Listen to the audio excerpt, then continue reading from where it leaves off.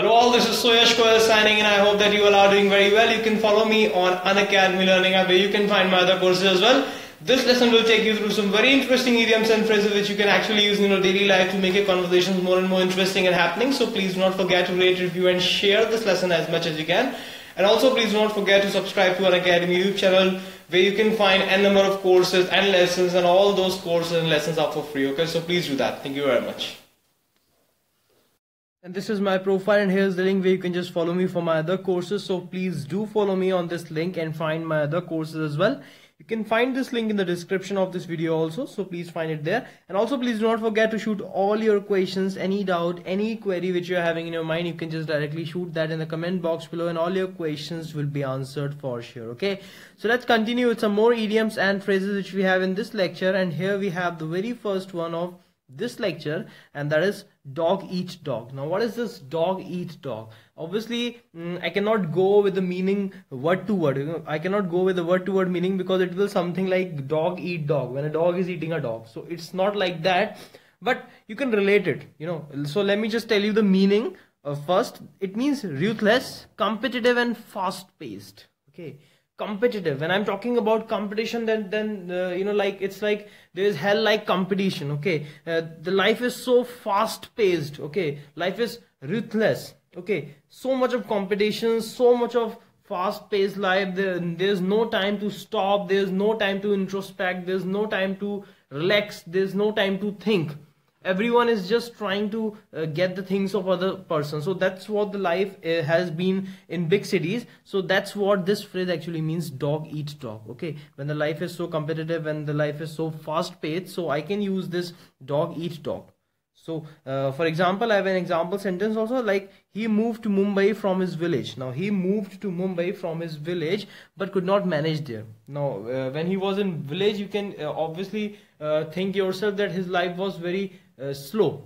Okay, he was living a very comfortable life. He was having the time to rest, he was having the time to think, he was having the nature, he was having the atmosphere, he was having everything. And then he moved to Mumbai. So Mumbai is something which is dog eat dog kind of life, isn't it?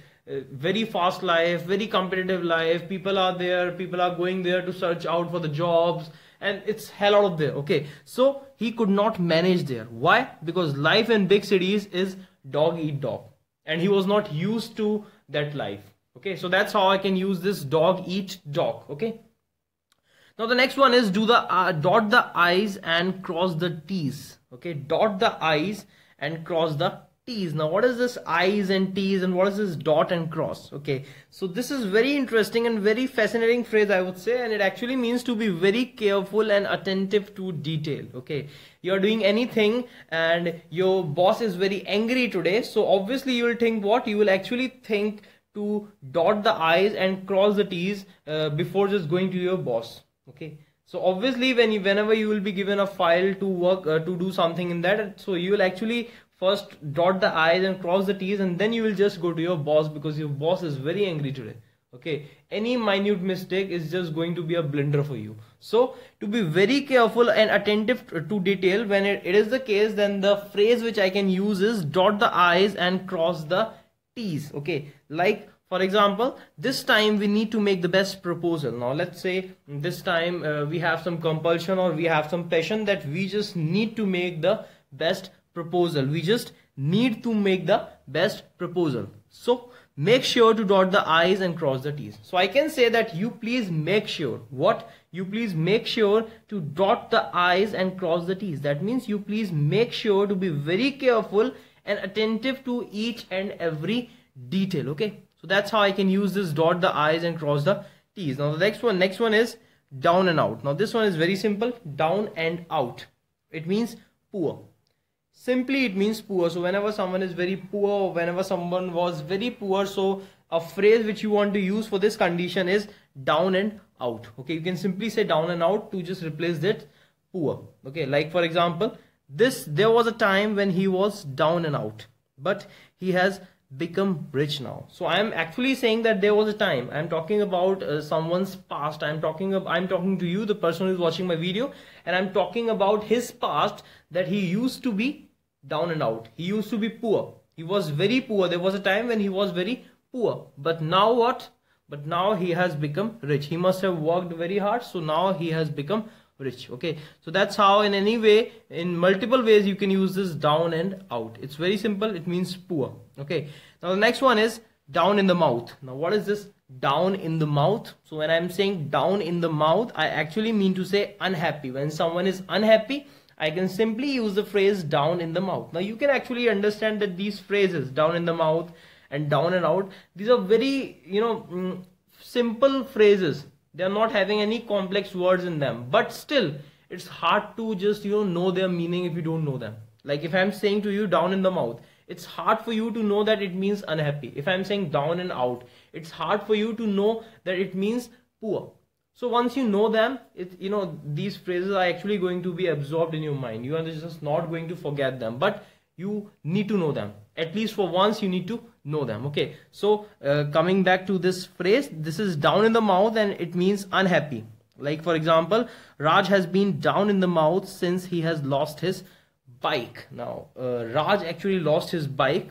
He just lost it, and since then he is what? He is down in the mouth. That means he is very unhappy. Raj has been unhappy since he lost his bike. So that's how I can use this down in the mouth for multiple conditions. Now the next one is draw the line at something. Now we use this a lot, but in some different ways. So now after knowing this, we can just replace one of our way with this way, and this is draw the line at something. Now what is this? It means to not allow something beyond a certain acceptable point.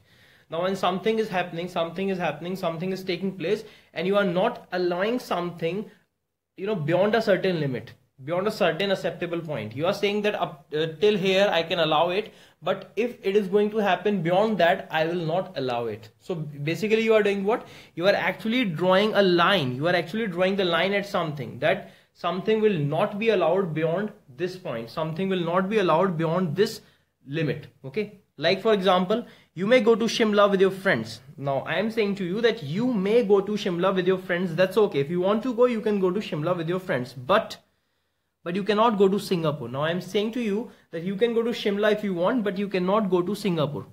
Why? Because I am going to draw the line at that. That means I will just not allow that.